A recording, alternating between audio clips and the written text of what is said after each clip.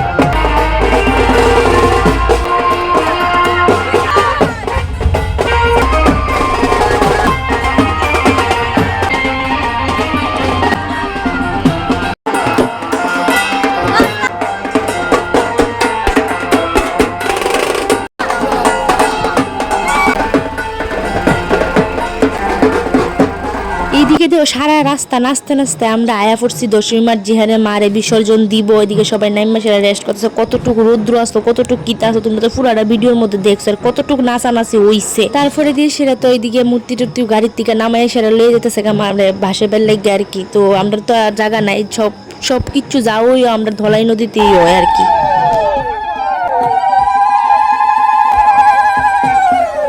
মাসে 500 আছেন ওই ওই ওই কানো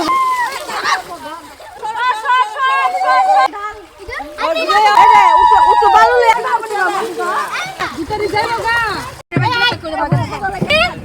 এ বেবি এ রোদ্রে না দাবারিয়া করে না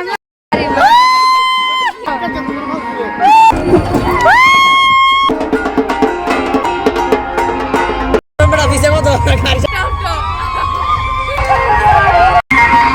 তারপর তো মারে বিসর্জন দিয়ে সেরা আমরা সবাই আয়া পড়ছি তারা বাড়িতে। এরপরে কিতে কিতে হইছে, আমরা কিতে কিতে খাইছি, কতটুকু তারা বাড়ি আসলাম, রাত্রে কিতে কিতে হইছে, এটা সব নেক্সট ভিডিওতে। Bye bye.